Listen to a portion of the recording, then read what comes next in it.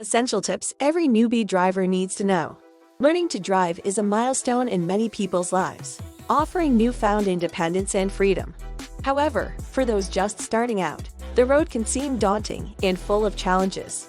To help ease the transition from novice to confident driver, experts have put together a list of essential tips that every beginner should know. From understanding basic vehicle maintenance to mastering defensive driving techniques, these guidelines are designed to equip new drivers with the knowledge they need to stay safe and feel secure behind the wheel. At the top of the list is understanding and practicing defensive driving. Defensive driving goes beyond simply following traffic laws. It involves anticipating potential hazards and being prepared to react appropriately. This includes keeping a safe distance from other vehicles, being aware of blind spots, and always using turn signals when changing lanes or turning. Additionally, new drivers should avoid distractions such as texting or eating while driving, since these behaviors significantly increase the likelihood of accidents.